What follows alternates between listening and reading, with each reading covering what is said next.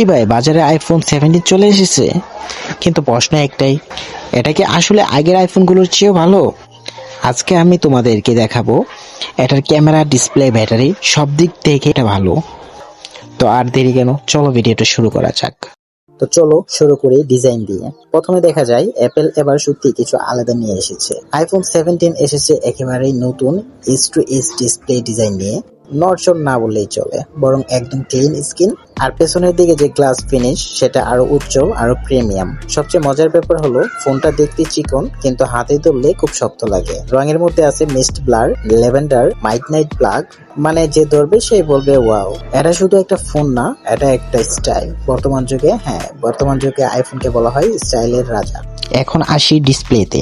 Apple দিয়েছে 6.3 ইঞ্চির super retina XDR wallet display, 120 HD refresh rate সহ, মানে স্ক্রল করা, ভিডিও দেখা, গেম খেলা সবকিছু স্মুথ।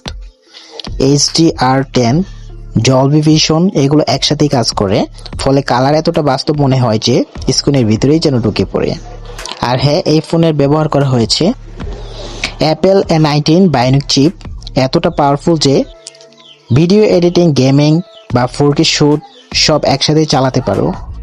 এই মেটালগুলো ব্যবহারের ফলে ফোন এতটা গরম হয় না। অ্যাপেল বলেছে আগের প্রজন্মের চেয়ে প্রায় 30% ফাস্টার। সত্যি বলতে এটা এখন পর্যন্ত সবচেয়ে স্মার্টফোন চিপ।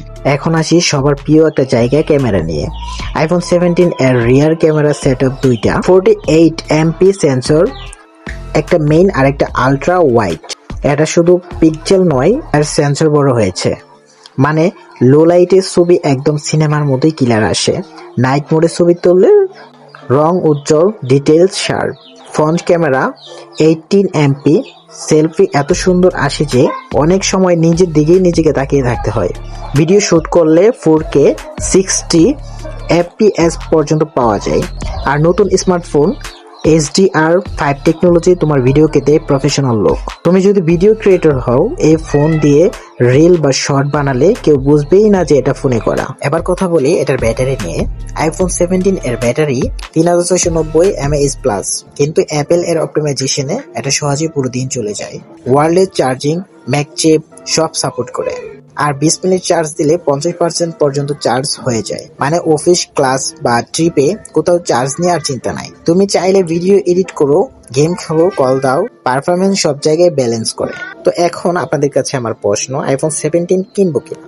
আমার মতে যদি তুমি এমন ফোন খুঁজছো যেটা লুকেও ক্লাসি আর ভিডিও, ফটোগ্রাফি দুটি দেবে সিনেমাটিক লেভেলে, তাহলে এই ফোনের মতো আর কিছুই নেই। অ্যাপেল এবার প্রমাণ করেছে তারা কেবল ফোন বানায় না, তারা এক্সপিরিয়েন্স তৈরি করে। তবে বাজেট যদি টাইট হয়, আগের ফোনগুলো নিতে পারো। আইফোন 15 বা আইফোন 16 নিলেও ভালো অপশন। কিন্তু তুমি যদি চাও ফিউচার প্রুফ ফোন, তাহলে আইফোন 17 একদম সেরা। আর হ্যাঁ, তুমি হলে কোন রঙের আইফোন 17 নিতে চাইবে সেটা কমেন্টে জানাও। তোমার কমেন্টের অপেক্ষায় রইলাম।